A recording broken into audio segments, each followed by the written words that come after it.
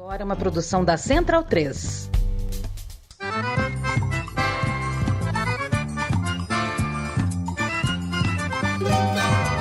Começa agora com Gil Luiz Mendes, o seu podcast de futebol nordestino.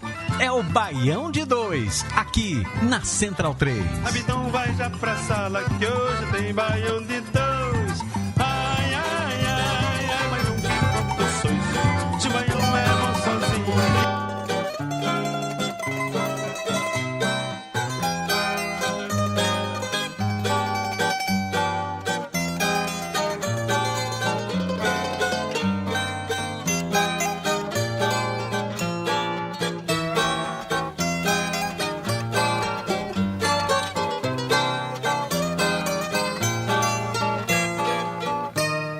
Se eu não tivesse com a fita até faria uma serenata pra ela que veio cair de morar em cima da minha janela.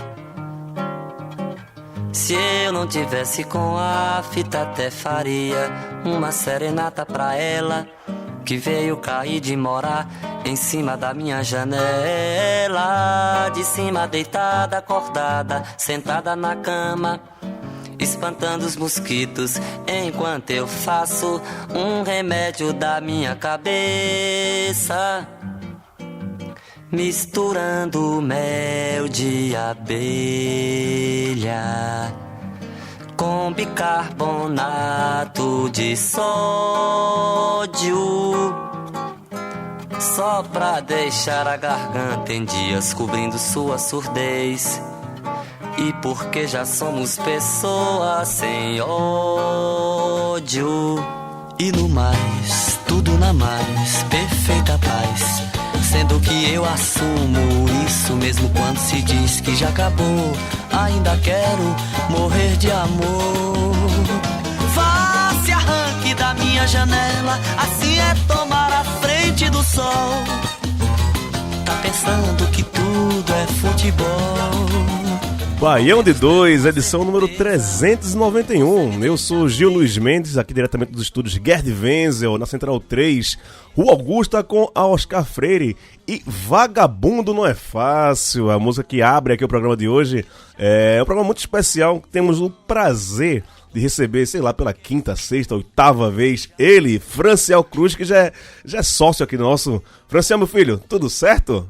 Beleza pura, Gil. Deixa eu só te fazer uma pequena correção. Fique à vontade. Eu sei que em Pernambuco as pessoas são mais liberais, é prazer, mas nós lá da Bahia falamos satisfação. Então é uma satisfação muito grande estar de volta ao Baião de 2.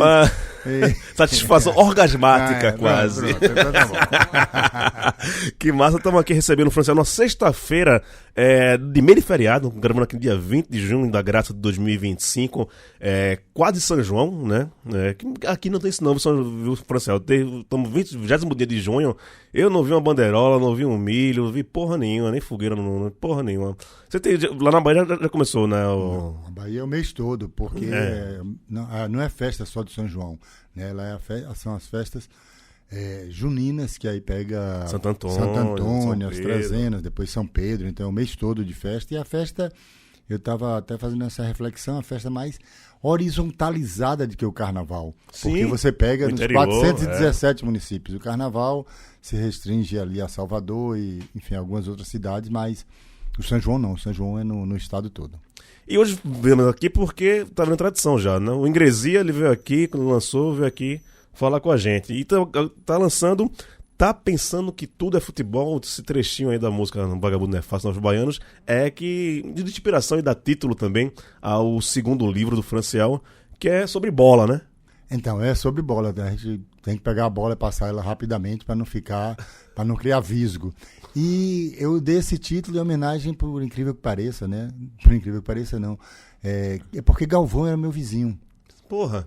E ele morava assim, tipo assim, a gente morava junto. Aí lá no Nordeste da Moralina? Isso, aí ele ia bater na porta lá de casa para que eu consertasse o computador dele. Eu disse, amigo, eu sou pior do que você, eu não tenho Zap, não tenho Como é que Pix, se diz? Instagram. Pix, Instagram, celular, não sei o quê. Como é que, porra, eu vou consertar seu computador?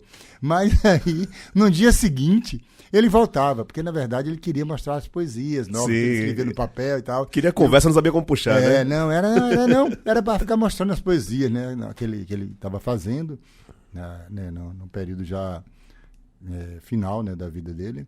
E aí eu fiz essa homenagem. Eu falei, vou homenagear Galvão exatamente porque todo dia ele vinha aqui fazer essa situação de pedir para que eu consertasse o computador dele, porque o computador dele era pior do que o meu. E aí eu fiz essa homenagem, tá pensando de futebol, e dentro do livro também tem uma outra homenagem, né? Se eu não tivesse com afta, até faria uma serenata para bola, que é também uma outra homenagem para Galvão, enfim. Aí foi isso, porque aquela história tá jogando bola e fazendo música. Vamos nessa. E fala aí, são livros de contos, né, de futebol, são crônicas, a vivência, a observação. Fala um pouquinho do que está no recheio desse livro. Esse livro é um livro que, graças a Deus, o leitor vai sair leve. Por quê? Porque o projeto inicial dele era muito pedante. E aí, como deu tudo errado, eu falei, graças a Deus vai dar tudo certo pro leitor.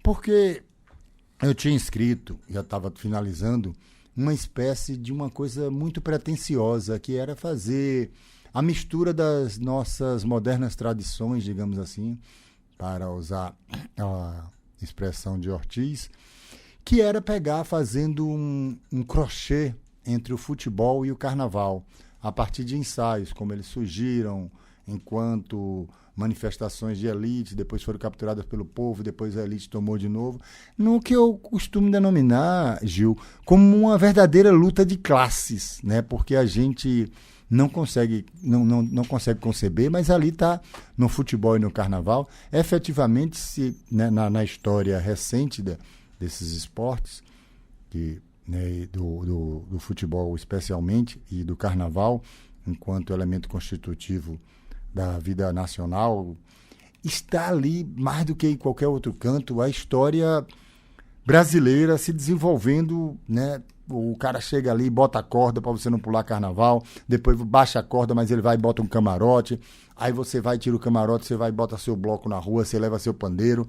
E a mesma coisa com o futebol. O futebol chega todo um esporte bretão, aí a galera começa a jogar na várzea, depois eles profissionaliza, aí depois você começa a lutar contra as oligarquias, começa a reivindicar a eleição direta, depois vem essa putaria da SAF, enfim. E aí a gente fica nesse constante embate, não necessariamente numa linha evolutiva e etc, mas assim, às vezes vai dar um passo à frente, um pro lado, outro para lá, para cá. Sempre movimento, né? É sempre movimento. Então a ideia original era essa, era fazer um ensaio, né, tratar dessas coisas. Mas graças a Deus eu perdi tudo, o meu computador queimou, eu estava na ilha, eu não tenho internet, não tinha nada, só escrevendo. Quando retornei, inclusive, para Salvador, minha namorada, que nunca desconfia de mim, desconfiou. Disse, você estava... Ela não falou frescano, quem fala frescano são os pernambucanos. Você estava na esculhambação, na putaria. Eu disse, não, eu estava trabalhando. E a prova agora é que você vai ter que ler tudo. Na hora que eu bati o dedo, pact! Não tinha nada. Inacreditável. Não, tinha um arquivo, mas não tinha nada. Aí saí correndo, tentei recuperar em um monte de empresa, de tecnologia, da porra toda, nada deu fim. Um amigo deu uma sugestão muito boa, que era eu cometer mais um crime e ligar para a Polícia Federal, porque aí eles pegavam meu computador e recuperavam o material. Mas aí, como eu já tinha decidido que eu não ia escrever mais porra nenhuma, aí viajando, só para complementar, viajando no final do ano passado pela região norte, eu cheguei em Manaus, aí fui lá naquele teatro suntuoso, aí vi um camarote, que os ricaços, eles não olhavam para o espetáculo. Eles ficavam no camarote para serem vistos. E aí depois eu fui para ele de Marajó, os meninos jogando bola no meio dos búfalos.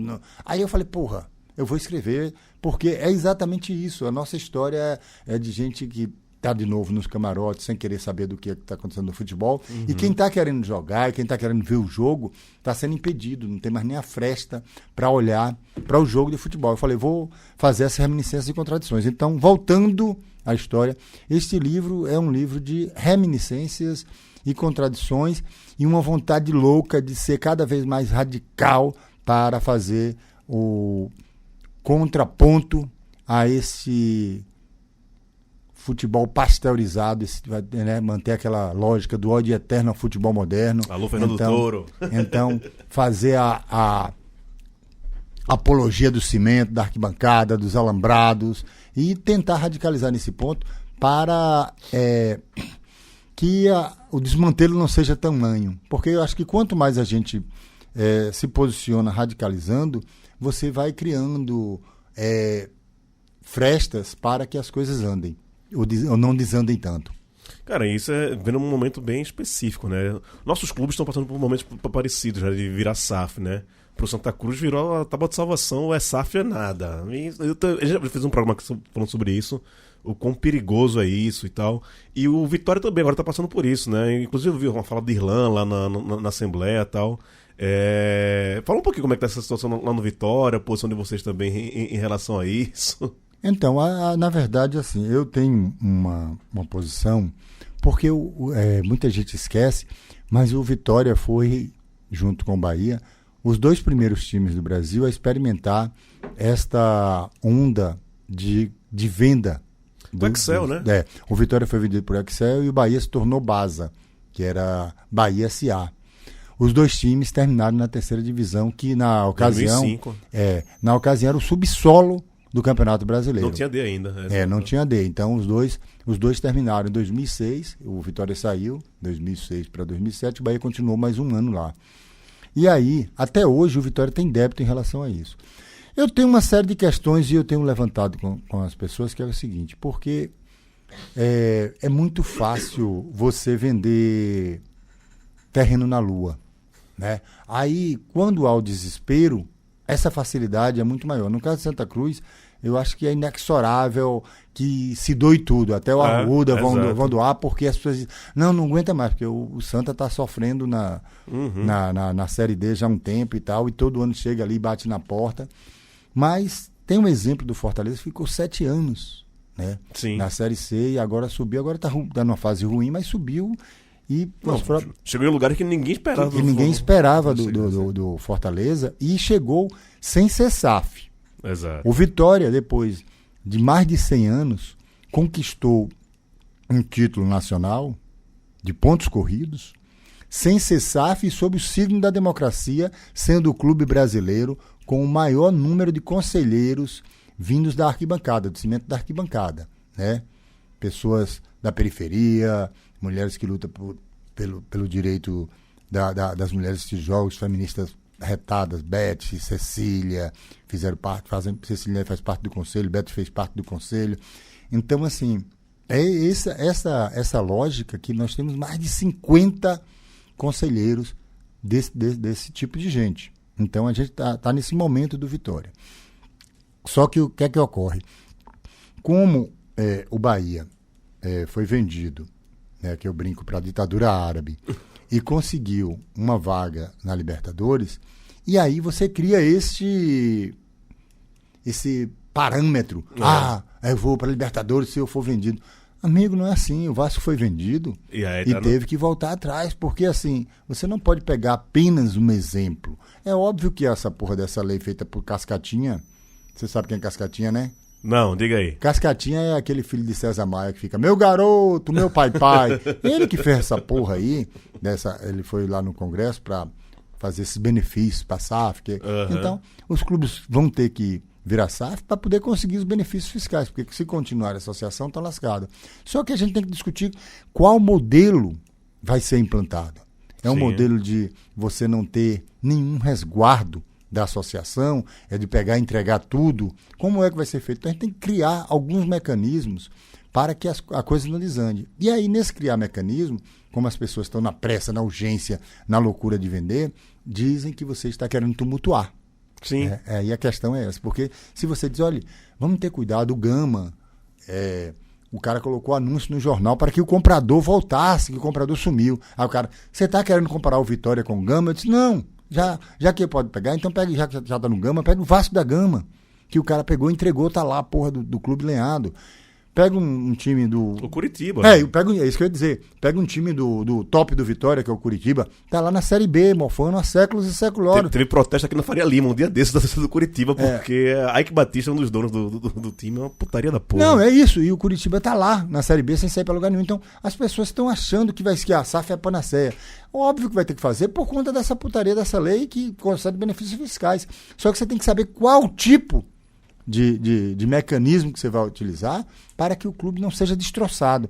Lá na Bahia, em Salvador, a gente está com um problema ainda mais grave, que é o atual presidente, que já foi, ele fica tirando onda, eu tirei o Vitória da terceira, levei para a primeira. Fábio Mota vai enganar os presos. A mim não, meu filho, que eu sei da história. Você pegou o Vitória na segunda, caiu com o Vitória para a terceira, subiu para a segunda, não foi por planejamento, por um acaso, porque João Bussi chegou e tomou conta do time exatamente no dia 2 de julho, dia da independência da Bahia, dia que vai ser lançado o livro de Gil Luiz Mendes, mais barato que fatos reais. Mais baseado. Mais baratos e baseados também, porque é barato aqui o livro você só paga R$120. Então, preste atenção, Fábio, aí você não fez isso que você está falando. Então, o que é que eu estou dizendo? Da gravidade. Só para a gente encerrar esse assunto, porque esse é um assunto árido e chato. Vai longe. Ele está querendo. Primeiro ele disse que não era candidato a nada. Que esse ano tem eleição no Vitória. Que lá no Vitória tem eleição direta e tem a participação dos sócios, né, muito forte. Então, assim, a gente conseguiu, né, com a Vitória Popular, mais de 30% dos conselheiros e tal. Então, o que é que ele está dizendo? Ele disse que não era candidato. Aí agora ele já é candidato porque ele quer ser o gerentão. O CEO. Eu não vou falar CEO. CEO, porra de CEO. Ele quer ser o gerentão do desmantelo e permanecer com a lógica do cardealismo, né? Do poder pelo poder. Do poder com Alex Portela, com Lemos, com toda essa catrevagem que domina o Vitória desde antes da chegada de Cabral. De 1389, essa galera já estava lá dominando Vitória. E eles ficaram revoltados quando a gente conseguiu estabelecer eleições diretas, mecanismo de democratização, de popularização do clube. Eu lembro, eu fui do conselho. Eu lembro que quando eu pegava o microfone, quando o Beto pegava o microfone, causava constrangimento nessa gente, porque eles queriam cobrar uma fortuna para ser conselheiro. A gente disse, não, a gente não vai pagar.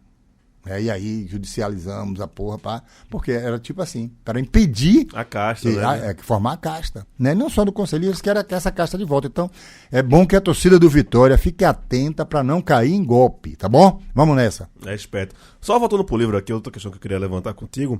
Cara, tirando nosso digníssimo e queridíssimo Douglas Teconello, que é uma das melhores canetas que a gente tem para falar de futebol, tá faltando literatura de futebol no dia a dia, né? Na imprensa. Acho que tem aqui a Livraria Barrilete, que é um puto lugar legal, que eu acho que você precisa conhecer, que é uma livraria só de futebol, pequenininha no Bexiga, que é o lado do Eduardo, que é um queridaço também, ouvinte nosso aqui. Mas falta esse negócio de literatura mais...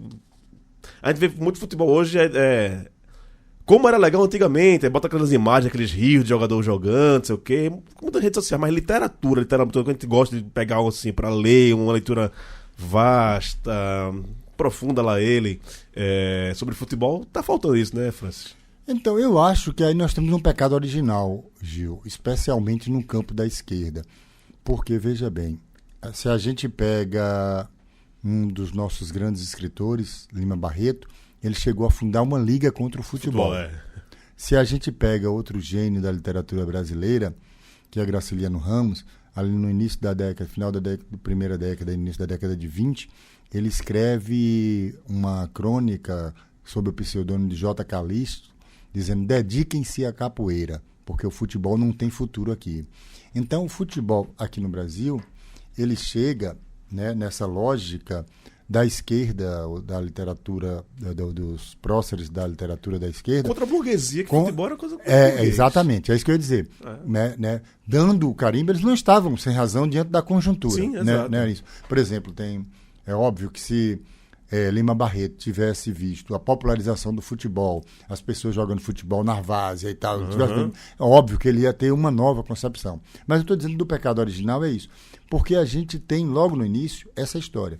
E aí a gente dá um salto e chega na ditadura, quando o futebol passa a ser usado como um instrumento do regime. Né? E aí, novamente, a esquerda, né, se coloca contra isso. Mas nós temos livros, né, fundamentais. E um né, dos vários nomes nessa época da literatura ali, só interrompendo, desculpa, é o Nelson Rodrigues, também, que era um puta reaça também, mas que era um cara que escrevia sobre futebol com poucos, né? Não, aí é isso. Aí nós temos da lógica das nossas contradições eternas e ancestrais.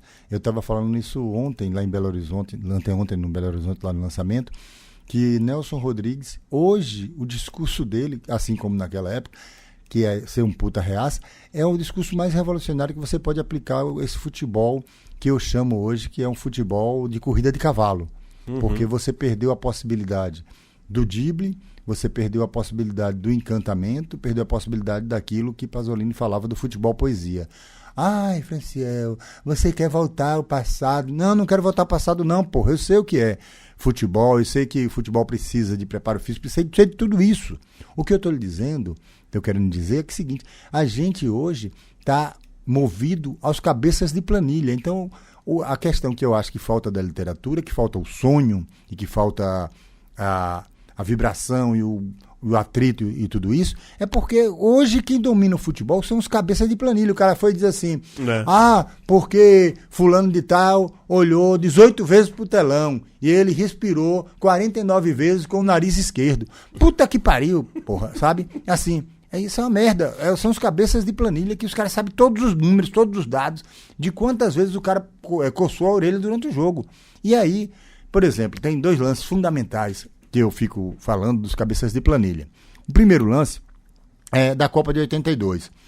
A bola vem, Falcão faz de conta que não viu a bola, abre as pernas, Éder dá um totozinho nela e tome, pegue lá da Saiev. Né, o jogo Brasil e Rússia, que a União Soviética, que a Saiev estava pegando até pensamento, parecia um desgraçado do Bolshoi, esticava para lá, pegava para cá, enquanto do outro lado o Valdipérez estava fazendo aquelas da dele. Mas aí, pronto. Na Copa de 82, a bola vem, Rivaldo do Santa Cruz dá uma finta, não toca na bola. Ronaldo pega e diz, pegue lá no saco.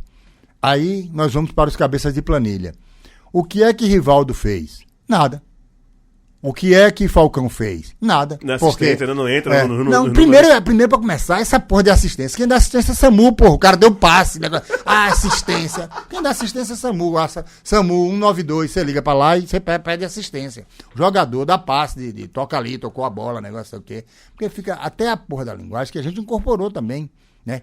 Fulano deu não sei quantas assistências. Então Falcão não deu assistência nenhuma, mas fez a jogada mais genial, que foi, tirou toda a zaga da União Soviética, que a zaga vai seguir ele. Exato. E Rivaldo, que foi o melhor jogador daquela Copa, fez a mesma coisa. Né? Pega a bola, abre, faz o famoso corta-luz. Mas não tem, nos cabeças de planilha não tem. Estatística não vai entrar. E essa estatística é mentirosa, negócio de passe, assistência, sei lá. O cara toca a bola de lado da ponta esquerda. O ponta esquerda driblou 4 caras. Mas lá na planilha, tá o fulano que deu passe. Não deu porra nenhuma na jogada. Números mentem. Não, que números não mentem. Mentem pra caralho. E quando torturados pelos cabeças de planilha, aí fudeu. Aí que eles mentem, não quer nem saber. Não, e umas... Tudo tem que ser grandioso, né? Fernando Toro fala muito isso, que tudo hoje em dia tem que ser magnífico, gigante, sei o quê. Aí, sei lá, aí dá umas estatísticas, sei lá. O Botafogo é a primeira vez desde 74 que ganha no primeiro tempo de um time francês. Foda-se, velho, isso não tem relevância pra porra nenhuma. É as cabeças de planilha e cabeça de Google. Os caras... E falta a poesia, né, bicho? Pra colocar. Não, falta a poesia, porque é a poesia que abre espaço, porque assim, nada contra o sistema tático, muito pelo contrário, apesar de que eu me guio até hoje pelo revolucionário sistema tático de Cambuizinho, que ele dizia, meu time deve subir e descer igual a elevador Lacerda e abrir e fechar igual tesoura. Não tem nenhum sistema tático que chegue aos pés disso, que é o melhor sistema tático que tem.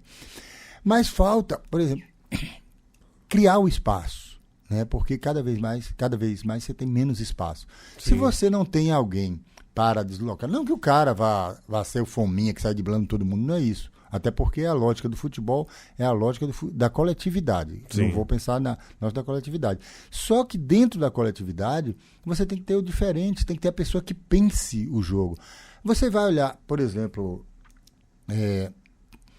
eu estava falando mal do PSG, eu falei, ontem eu estava brincando, cara, porra, quem está comandando o futebol da Europa é um time francês, pô, você vem falar merda comigo, francês, porra, francês. E nem o Olympique. Mas eu disse assim, mas agora sem brincar, num time francês tem Vitinha que pensa o jogo, de algum modo, não é nem um craque, mas ele pensa o jogo. Aí assim, aí você vai pegar 10 times, você não tem 3 times que tem jogadores pensando o jogo. E você precisa de pelo menos 2 jogadores que pensem o jogo. De pensar o jogo. Não é tá, e corre e volta. Sobe, desce, vai. Não é isso. É alguém pensar o jogo. Não é parar a bola para ficar raciocinando, fumando um baseado. Não. O fato real é o seguinte, é pensar o jogo, botar a bola para andar, dar uma dinâmica, mas saber, né? Coordenar. Segurar a bola. Né? Saber coordenar e dar essa dinâmica do jogo. Você não se perdeu nisso. É bem... Ó, o quanto de vitória tem nesse livro aqui? Pouco. Ah, é? Inacreditavelmente. Inclusive, tem as histórias engraçadas, tem... Eu não vou denunciar ninguém, porque eu sou uma pessoa, né... Discreta. Discreta. Mas tem uns torcedores do Bahia que ficaram com vergonha de comprar o livro e compraram o livro escondido. Não faça isso, meu filho.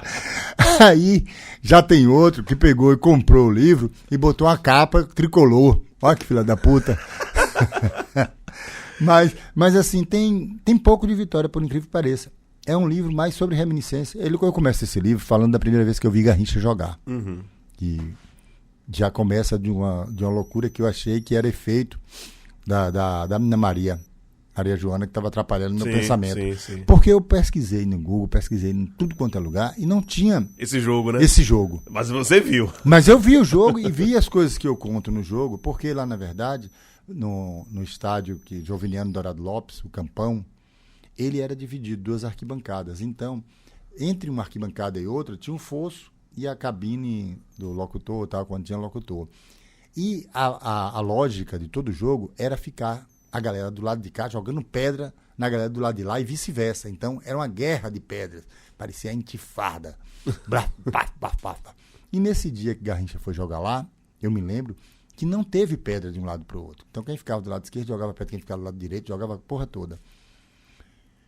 E aí, quando começa o jogo, Garrincha dá aquele drible que vai, não vai, e deixa Pedro Quinhento, que era o zagueiro que eu achava o maior zagueiro do mundo, totalmente desconcertado. Então, eu queria jogar todas aquelas pedras imaginárias na cabeça de Garrincha.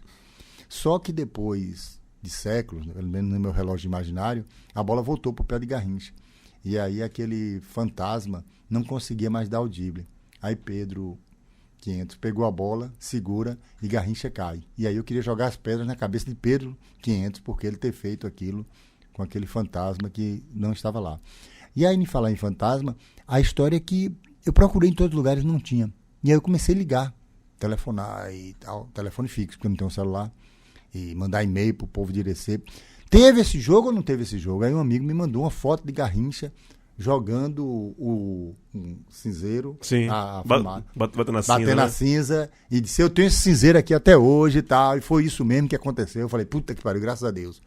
E aí depois ele se tem, inclusive, saiu no Jornal dos Esportes. Não, então é isso. Não foram coisas da minha cabeça. Da minha cabeça. Não, além do chifre, não. Mas aí, Gil, aí você me pergunta o que é que tem do Vitória. Então tem do Vitória, na verdade, toda a história que perpassa. Então eu conto a invasão de 85 que eu organizei com uns desordeiros lá da saúde do Tororó. Falo do processo de democratização do clube, mas falando do processo geral. E o resto é mais reminiscências de... Então ele começa falando de Garrincha, que é um passarinho, e termina contando, vou dar um spoiler aqui, a história de menino Tom e Totti. Tom é de uma dinastia tricolor, filho de Danilo Scaldaferri, e ele torce para o Bahia. Só que ele foi numa mercearia, né, num mercadinho de Totti, que é Vitória. E aí quando ele chega lá, ele vê aqueles passarinhos na gaiola. Ele pediu, Totti, tira esses passarinhos da gaiola, e Totti, que é Vitória, disse... Eu só libero ele quando o Vitória for campeão brasileiro. Aquela história que o Vitória nunca ia ser campeão brasileiro. Aí Tom começou a ficar preocupado e falar comigo, como é que tá o Vitória? E começou a torcer para o Vitória ser campeão para liberar os passarinhos. Então esse livro começa com Garrincha, que é um passarinho, que está ali preso, caindo, e termina com o voo dos passarinhos, porque ele sai em procissão, Tom e Totti, e libera os passarinhos. Então o livro apesar da torcida tricolor estar pensando que é um livro... Claro! De exaltação. Não, de exaltação. Não, claro que eu vou e conto a história, algumas histórias, né, trágicas para o futebol brasileiro, como o roubo que o Bahia fez contra o Fest, né, eu conto essa história. Né, deveria contar o roubo contra o Santa Cruz, daquela história 5-0, né? De jogador impedido, mais de 2 metros. Não conto isso em referência. Então tem muito Bahia ainda nesse livro também. Tem.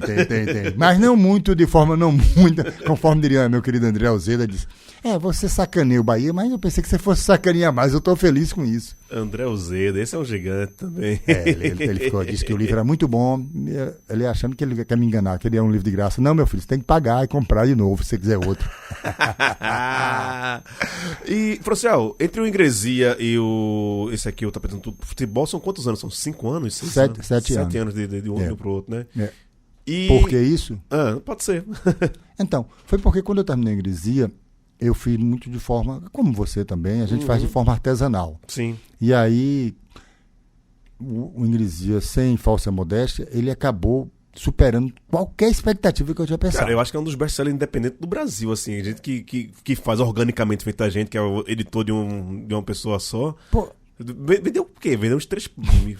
Então, olha o que acontece. Quando eu fui fazer a vaquinha, o crowdfunding perdido, eu falei, eu tô precisando de dinheiro, eu vou enganar uns otários. Mas eu pensei assim, 50 pessoas vão comprar o livro. Eu vendi 408 antes do livro existir. Aí eu mandei imprimir 720.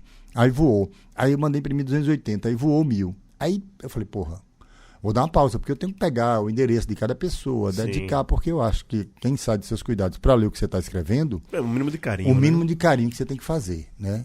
Então, e aí o livro já vendeu 3.500... Cara, isso é muita coisa, bicho. É livro pra caralho. Então isso me consumiu pra caralho. Essa foi uma parte. Isso é uma coisa que nem Companhia da Letra faz, viu? Por aí. Isso daí foi uma coisa que me consumiu pra caralho esse processo. E fora disso, eu comecei... Eu ia escrever esse novo livro sobre futebol e carnaval. Só que aí um amigo que fez o filme, Henrique Dantas, que fez o filme dos Novos Baianos, Os Filhos de João... e fez outros, enfim, fez A Noite Escura da Alma, e fez Dorival de Saravá, O Preto que Virou Mar, me chamou para a gente fazer uma minissérie, uma série para TV, contra a anistia, para matar os milicos, pelo menos no ponto de vista do cinema, do audiovisual, já que no dia a dia esses canalhocratas continuam a nos atormentar. E aí eu passei um período de mais de um ano mergulhado nisso. Eu, Henrique, a companheira dele, Tarsila, o Irá, Rodrigo, a gente ficou, enfim, escrevendo 8 capítulos de 50 minutos. E eu nunca tinha escrito roteiro dessa outra viagem. Eu tinha escrito roteiro para o Carnaval de Salvador, para a TV Educativa, que eu escrevi 10... roteirozinhos em um ano, depois escrevi mais 10, aqueles negócios que contando, mas né, um roteiro mesmo, pensar personagem e tal. Aí isso me consumiu. E aí, quando eu voltei dessa imersão, eu queria escrever um livro sobre samba e suicídio. Porque eu tinha visitado Riachão, e Riachão tinha me contado umas histórias e tal, e aí eu fiz as anotações que também foram embora, mas estão tudo aqui em minha cabeça. Eu vou escrever depois. Brevemente eu vou escrever isso. Por favor. E aí, por isso que demorou tanto. Porque depois eu perdi todo o material do livro Futebol e Carnaval. E aí agora ele está saindo. Mas está saindo no tempo dele. E também, por incrível que pareça, eu falei, como não é um livro do Vitória, por exemplo, se eu tivesse escrito um livro contando a conquista do título nacional do Vitória, eu acho que ia vender bem na torcida do Vitória. Se eu tivesse escrevendo um livro sobre para os apaixonados de futebol, eu acho que também poderia vender. Mas eu falei, eu quero escrever um livro para esses caminhos, eu quero escrever um livro para fazer reflexões sobre a vida, porque o livro, assim, por exemplo, eu trato de racismo, e não trato sendo bonzinho, não, sabe, Gil? Assim, dizendo assim, olha, meu pai era um racista, escroto, que afilava o nariz da gente para que a gente não ficasse com o nariz assim. Então eu conto essa história, então... 2 irmãos que são negros, uma irmã especialmente Silvana, que sofreu muito nesse processo dentro de lá de casa. Então, assim, não é, eu sou bonzinho, não. Dorapílulo. Então, Dorapílulo. Então, assim, eu trato de racismo, eu trato da sacanagem que foi historicamente feita contra as mulheres no futebol. Então, tem um texto sobre essa questão do futebol feminino. Enfim, trato de diversas questões. Então, eu falei, eu quero tratar mais disso do que especificamente falar de... Campo e bola. Tem mais coisas dos arredores do futebol. Beto Azobel falou assim, porra, mas você acha... Beto Azobel. Ele disse assim, você não acha que vai tirar o público se você fizer isso? Aí eu não disse, foda-se o público, porque eu tenho um carinho pelas pessoas que se saem de seus cuidados para ler. Mas eu disse, não, mas eu não quero fazer uma confirmação. Eu quero fazer um atrito para que as pessoas pensem. E aí eu falei, porra, agora eu vou vender no máximo uns 200 livros. Aí, para acabar de me lascar, eu vendi 542. Na pré-venda. Na pré-venda, e agora já tem, assim, isso começou em março. Agora já está chegando 950 livros, eu só tenho 50 livros. Tem que mandar encomendar mais, né? Aí eu vou ter que encomendar mais, então assim, já superou tudo qualquer expectativa minha, né? Porque assim, véio. Eu achei que, tipo, e o pior é que ele tá vendendo mais do que a Ingresia, porque a Ingresia, quando eu terminei 1000, eu terminei em dezembro. Agora eu vou terminar em julho, né? Pelo menos eu acho que Sim. No rojão que tá indo, eu acho que acaba, porque assim, os livros ainda eu tenho... Tem 40 livros, o pessoal que comprou antecipado, tem 40 pessoas ainda, 40 abençoados que não foram pegar. Porque eu fiz 2 lançamentos lá em Salvador. Corra, viu? Senão eu vou vender, olha, vou avisar logo pra vocês. Vai Curi, ter que entregar pros outros. Vou dizer os nomes. Curi, vai pegar o seu livro, senão você vai ficar sem. Ana Almeida, você vai ficar sem. Ed não, Ed esteve lá na porta de casa, mas eu tava no virotão, então Ed, o seu tá garantido, não se preocupe. Mas vocês outros que não foram nem pro lançamento em Itapuã, nem pro outro lançamento da Associação Brasileira de Imprensa, vão ficar sem. Porra, o cara compra dizendo que quer pegar no lançamento, não vai, porra. Então vai ficar sem, eu vou vender a porra toda aqui em São Paulo. Depois Depois ele vem chorar. Ai, meu pé tá doendo, meu pai mora no interior, a caixa de mudança é pesada. Posso fazer nada, eu vou vender a porra de vocês, tô avisando. Não tô nada. Cara, e incrível que ainda no mundo de hoje, o pessoal eu tava vendo essa pesquisa. No Brasil, esse negócio de Kindle, literatura em PDF, não tem pegado muito não. O povo ainda gosta de pegar livro, folhear. Tanto os meus Irlan Simões, ele virou meu editor digital. Falou, bicho, pega teu livro e bota na Amazon. Porra, dá um trabalho da porra. Tá? Eu faço por você, e aí eu tiro minha parte. Eu acho que se alguém comprou essas porra digital, tá tudo na mão de Irlanda. Não peguei porra nenhuma desse negócio. E também eu acho que pra mim não rola muito, não. Rola pra tu, então, digital? Mais ou menos, meu editor digital é meu querido Paulo Galo. O que é que ele aconteceu? Ele chegou e disse... porque as pessoas se iludem muito, né? Eu lembro, porque quando surgiu novidade, a gente tava falando de SAF e tal, quando surgiu a novidade, a porra é assim, eu lembro que há mais de 20 anos tal, surgiu os primeiros sites de futebol, o Pelenet. Sim, né? Sim. Aurélio Nunes, meu filho, pronto, se acalma, eu vou falar seu nome aqui, no Baião de 2, para todo o Brasil, porque eu conto a história de Aurélio, e aí eu botei como um repórter tal, do blá blá blá, e não citei o nome dele, ele ficou revoltado, eu disse, eu vou riscar o livro e vou botar seu nome. Se acalma. Não quero não, se acalme, macho, você está sendo citado no Baião de 2. Então, Aurélio, ele era um dos editores do Pelenet, e eu trabalhei no Pelenet, e era uma fortuna na época, que você fazia uma matériazinha, era R$200, isso é mais de 20 anos. Saudade. Isso é mais de 20 anos. Então, acontece isso, né? Sempre essa história. Então, quando vem essa onda dos livros digitais, do Kindle e tal, as pessoas acharam que ia vender. Eu falei, rapaz, eu não quero saber disso. Aí, Galo disse, não, eu vou colocar para você, para vender. Só que aí, eu não sei o que se vendeu muito ou pouco, e porque, na verdade, Bruca Lopes, um amigo meu, falou, Franci, não venda não, porque as pessoas estão sem dinheiro na pandemia, bote o menor valor possível. Aí eu botei, o menor valor era R$1,99. Aí botei lá R$1,99, como o cabeça lá de pica amassada, o Jeff Bezos, ele fica com 70%, sei lá quantos por cento Pinga nada. Aí... 30% de R$2, 60 centavos, então não sei quanto efetivamente foi vendido. Eu vou até olhar essa porra lá, quanto é que foi vendido. Mas sempre pinga, mas pinga bem. Agora não dá nem pra comprar um rabo de galo. Não, dá não. Não, e esse negócio, o pessoal também fica perguntando, Gil, por que você não, sei lá, coloca seus textos pra um editor, avaliar, não sei o que. Eu falei, bicho, eu já tive essa conversa com o Chico Sá, inclusive. Que inclusive agora tá fazendo o próprio livro independente. Agora o Poste Beijando no Cachorro é um livro independente dele, que não foi por editora.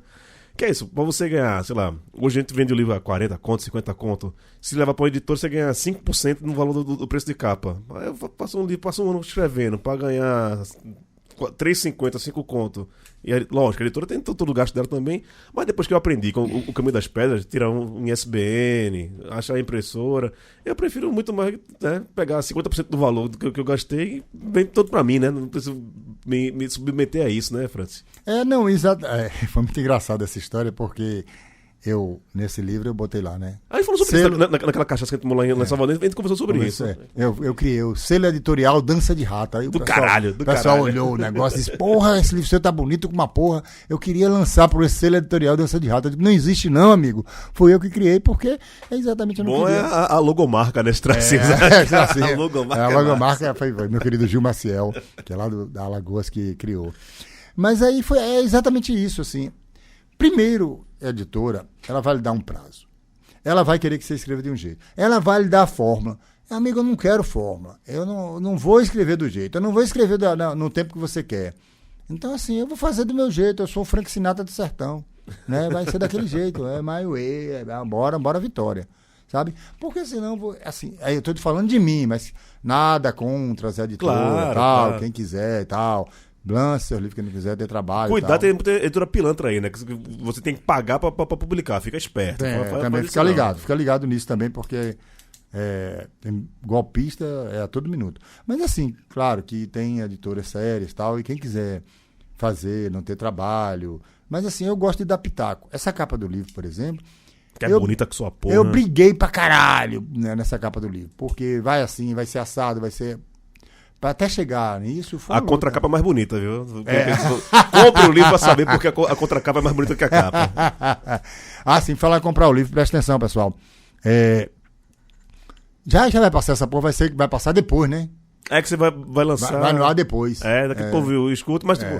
Comprem aqui, é literatura orgânica, né? É do produtor pro consumidor. Mesmo o cara que planta, colhe, é o cara que entrega na sua mão. Isso, exatamente. Então... Franciel, como é que eu faço para comprar esses 50 exemplares que ainda você disse que ainda tem? Então, você me procura em Itapuã, em Colina de Itapuã. Você chega lá, na Casa Amarela, você bate na porta. Agora, bata na porta e grita. Não faça igual a Ed, que ficou parecendo um monge. Um monge. Tim, tim, tim. Se fosse testemunho de Jeová, achava, né? Porra. Você faça igual o testemunho de Jeová, bata na porta, bata a palma, lá em casa, lá em Itapuã. Ou então, você me manda mensagem no Facebook, Franciel Cruz, no Twitter, do maluco lá. Eu saí, tô fora dessa porra. FSM Cruz. No Blue Sky, também, FSM Cruz. E no Instagram, que eu não tenho... Francinho Cruz, mas aí não mande mensagem. Quer dizer, mande, mas assim, não sou eu que tô falando, porque depois fica um bocado de gente. Você é metido, você não me respondeu, mandei mensagem no Instagram. Eu não tenho Instagram, não, criatura. Quem cuida lá é meu filho. Eduardo, meu filho, pelo amor de Deus, traga uma cerveja pra mim. Pô, falar isso, a live da Canjibrina tá voando, né, bicho? Já tem quantos inscritos no seu canal? Tem que fazer essa propaganda também aqui do canal do Franciel, porra. A live das Canjibrinas é uma delícia, porque, por exemplo, a live das Canjibrinas também, né, como tudo na minha vida, é por acaso. Ela surgiu na época da pandemia, porque eu gosto de reunir as pessoas. Por exemplo, o lançamento do livro agora eu fiz no dia do meu aniversário. Né? Meu aniversário é dia 25, dia da Revolução dos Cravos, mas aí eu fiz no dia 21 para comemorar o aniversário. Coloquei 7 bodes, 3 carneiros e 542 acarajés. Porra, eu perdi isso, bicho. Porra, foi um acarajé por cada livro vendido que eu botei. Eu falei, cada pessoa que comprou um acarajé um livro vai ter direito a um acarajé, além de 7 bodes e 3 carneiros. E aí eu gosto muito de casa cheia, de conversar com as pessoas. E na pandemia você não podia sair. Aí o que é que eu fiz? Eu falei, porra, eu vou fazer uma conversa com as pessoas. Eu não sabia nem como é que funcionava essa merda. Aí eu liguei, tuf. Só que durante o dia eu tava com o corpo mole. Era chikungunya. Não era dengue, não. Era chikungunya, que é pior do que dengue. Porra. Chikungunya é uma desgraça. Aí eu fiz, liguei o negócio, eu falei, pessoal, eu tô com chikungunya, eu posso beber? Aí tinha uns médicos lá, não beba não sei o que e tal. Isso no Facebook. Aí eu falei, ó, eu tô aqui conversando e tal, é meu aniversário. Mas, pessoal, eu vou lhe mandar presente. Eu disse, não, ninguém manda presente, não. Mande cesta básica, 1 quilo de arroz e tal, que eu vou ver uma fórmula de doar, então mande dinheiro que eu vou colocar. Porra, arrecadei dinheiro pra caralho e alimento pra caramba. Aí quando foi no dia seguinte, a pessoa, que dia é a próxima live? Eu disse, não tem live não, porra, aquilo ali foi meu aniversário. Não, vamos, você tem que fazer live. Aí um dia eu tava em casa bebendo, né, uma raridade. Aí eu falei, eu vou ligar de novo essa porra, liguei. Aí foi dando mais gente. Aí na terceira semana, isso 100 dias, 100 horas específicas. Eu tava bebendo de novo, aí eu liguei de novo a porra. Isso no Facebook ainda. E aí acaba tendo outro produto literário, porque meu amigo Cláudio Deiró começou a fazer a entrega das cestas básicas, da alimentação, da quentinha, ou até dinheiro para o doidão que está na rua e não quer, e quer comprar uma cachaça. Eu dizia, pergunte se a pessoa quer uma quentinha ou se quer o dinheiro para tomar uma, porque às vezes para ele é muito mais importante ali botar a cabeça para ir para outros lugares do que se alimentar, porque ele já comeu alguma coisa e tal. Então ele começou a distribuir tanto o dinheiro que eu arrecadei como o alimento. E começou a contar as histórias, só que a história cada uma mais doida do que a outra.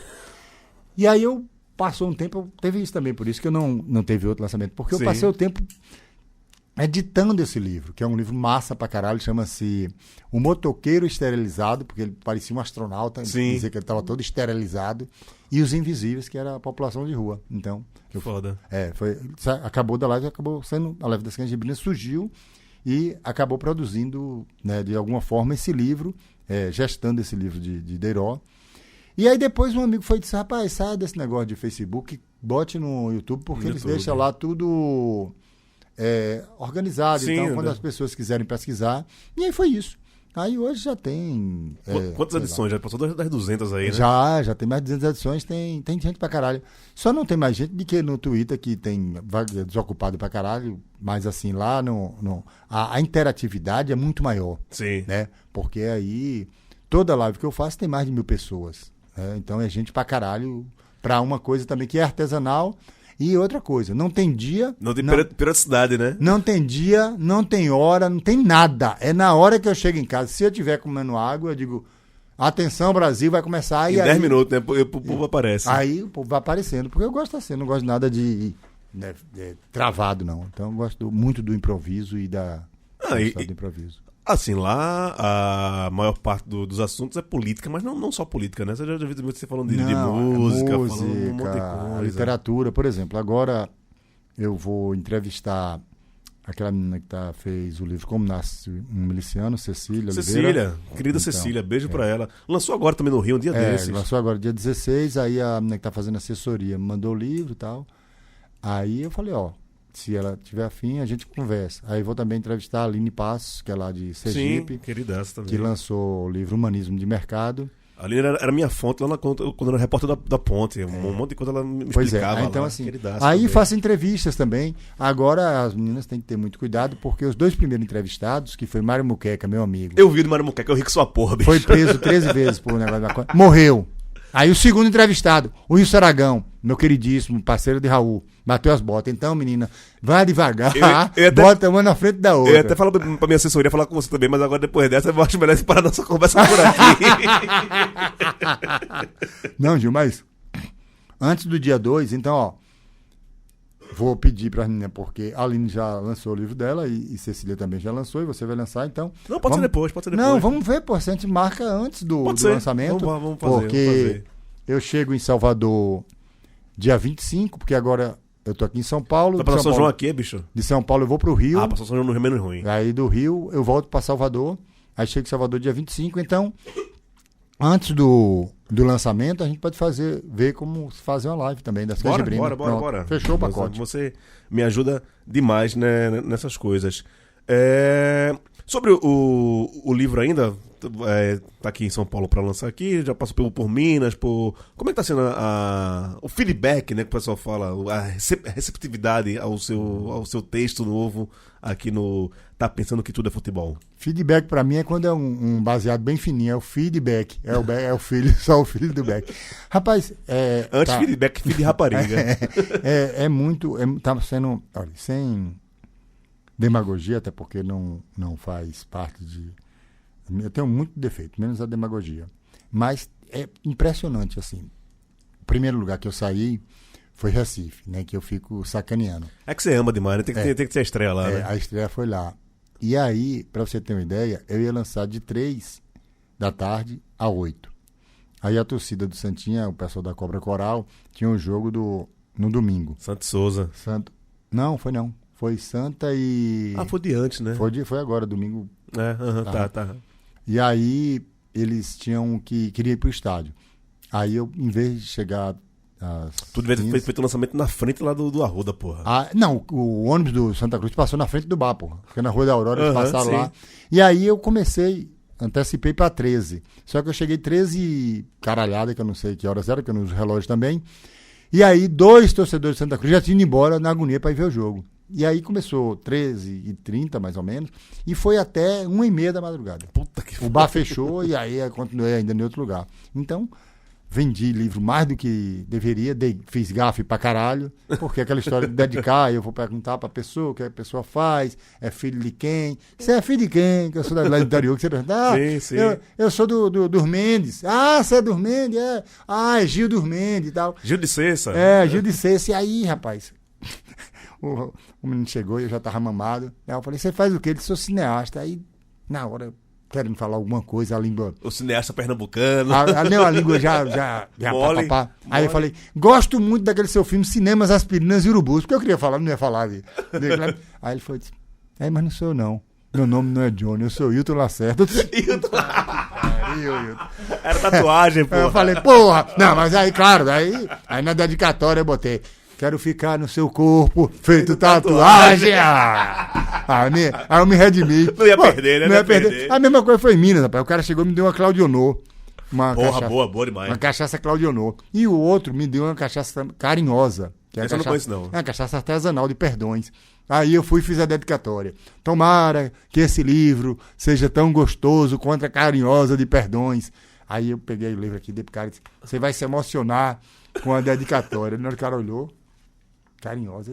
Esse filho da puta tá elogiando a cachaça do outro em vez de elogiar. Ai, cara. Mas, fora. Então, em Recife foi essa maravilha, né? Porra, eu saí na Globo de Recife, porra. Revista Continente. Olha, o lançamento foi do lado da Globo, né? Foi do lado da Globo. O Aurora, né? A competente repórter ficou nervosa na hora que ela foi falar, ficou tremendo, aí não acertou o nome do livro, falou, nem tudo é futebol, vai ser no Bar da Aurora. Francisco Cruz. Não, me lembrou minha mãe, porque meus filhos meus irmãos são Francisco, Francinaldo, Francimar e Franciel. E minha mãe tinha uma loja, cuidava da loja e tal, chegava em casa 200 jornadas, né? Ia fazer comida e eu ali atazanando, né? E aí eu ia pegar a carne, ela dizia, Francisco, Francinaldo, Francimar, Satanás, sai daqui, que ela não chegava, meu nome não lembrava. Lá em casa mais. é a mesma coisa, lá em casa todo mundo é Gil de Clay, Gilson, Gilvânio, quando minha vai falar meu nome eu já tô longe. Ela já era, ela dizia, vamos ser desumanos, uma frase genial, mas dentro dos limites. Vamos ser desumanos, meu filho, mas dentro dos limites, porque eu não deixava a coitada trabalhar. Mas aí foi isso, então, só falando para voltar dos lançamentos da história, então em Minas em Recife foi fabuloso, aí saiu na revista Manguetal, Beto Azobel fez uma entrevista para o Leia Livros, que eu termino de forma muito generosa, porque ele pergunta sobre carnaval, eu disse, conforme diria a Vedete de Santa Amaro, atrás do trio elétrico só não vai quem é pernambucano. Ele rapaz, se eu botar isso, os caras não vão publicar. Eu disse, se você não botar isso, eu não dou a entrevista. Aí ele terminou com um lá ele. Ele disse, lá ele. Então foi muito massa. E aí, teve Minas, né? Em Minas, em Belo Horizonte, eu fui recebido como chefe de Estado. Ganhei 5 garrafas de cachaça. Bebeu já? E aí bebi só a carinhosa do rapaz. Não deu tempo, foi ontem isso. Desceu carinhoso já também, né? Exato. Mas aí é isso. E aí agora tem uma galera de Brasília fazendo uma pressão muito grande, que o povo de Brasília gosta de fazer Cristiano pressão. Botafogo tá por lá, viu? Seu queridíssimo. Zé Guerra tá fazendo uma pressão. João Valadares está lá também. Humbertinho Sampaio. Tem uma galera grande fazendo uma pressão para... Na última live que eu tava fazendo, teve um rapaz chamado Onildo, que aí disse assim, que dia você vai lançar aqui em Brasília? Eu disse, eu tô pensando. O cara botou R$ 54,90 e disse, isso daí é para inteirar na passagem. Eu disse, ô glória!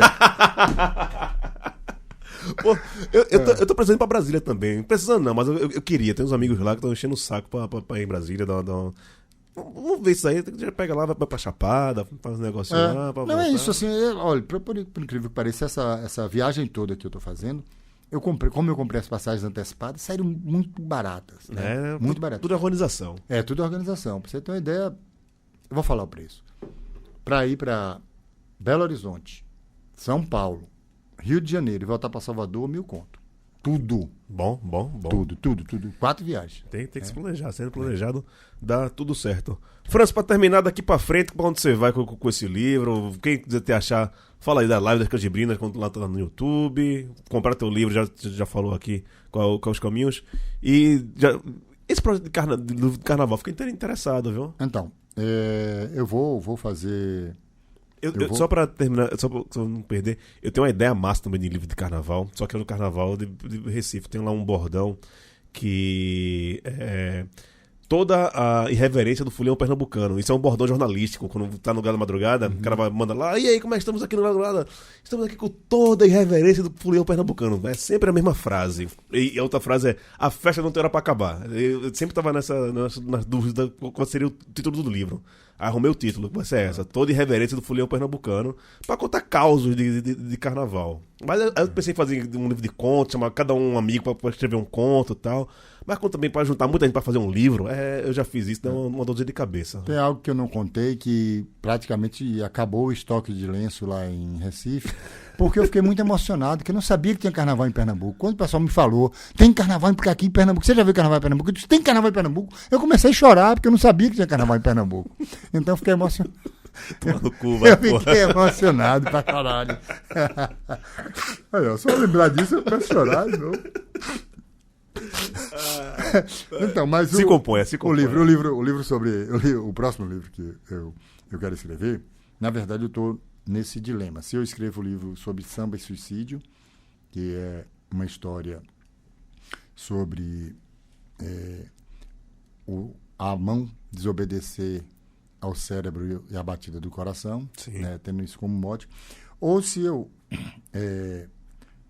lanço um livro de carnaval, que seria também sobre os arredores do carnaval, porque uma das maiores mentiras do Brasil é que o carnaval de Salvador se resume ao trio elétrico.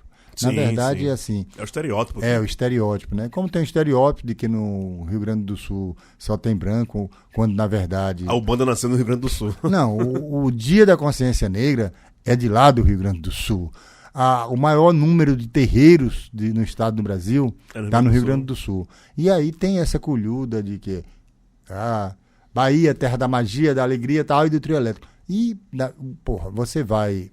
você passa carnaval, se você quiser, sem estar atrás de nenhum trio elétrico, né? Sem botar o pé nas graças. Eu nunca vou, eu só desço pra Barra quando tem Armandinho, porque aí é inevitável, mas aí os amigos dizem, você disse que não vem aqui na Barra, ou você aqui na Barra aqui e tal. Eu disse, não, mas aqui é igual o Zapatista, é uma zona autônoma, entendeu? Atrás nem de Barra nem Barra é, porque eu tô atrás de Armandinho, não tô na Barra. Mas é isso, então assim, a ideia de lançar esse livro de carnaval e talvez seja, o carnaval é minha fresta, que é para brincar das possibilidades, longe desse, não longe vou dizer, da mercantilização, porque tudo, né, é comercializável e tal, mas longe dessa idealização que se tem do carnaval. Sim. Então, são histórias dos arredores do carnaval, que eu acho interessantíssimo, é correr atrás de um carrinho de café, que é um mini trio elétrico, digamos assim. Só tem na Bahia isso, né? Não tem outro canto. Carrinho de café, para quem não sabe, a galera vende café e bota uma caixa de som. E aí você sai até... E já é festa, já. Já é festa, enfim.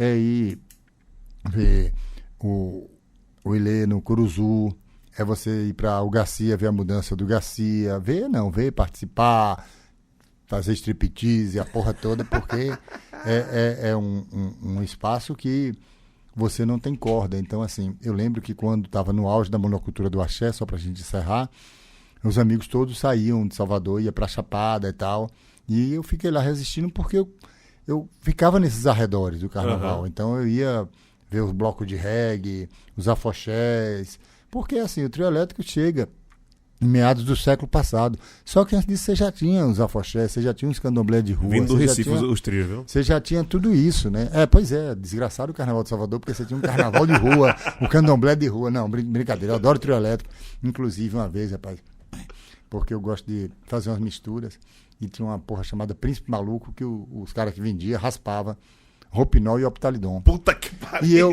E eu dormi, e aí quando você batia, a cabeça azucrinava, você procurava o primeiro lugar para dormir. E os trios tinham um dormitório de trio no Corredor da Vitória na época. Agora não mais, porque os barões se mandaram tirar de lá.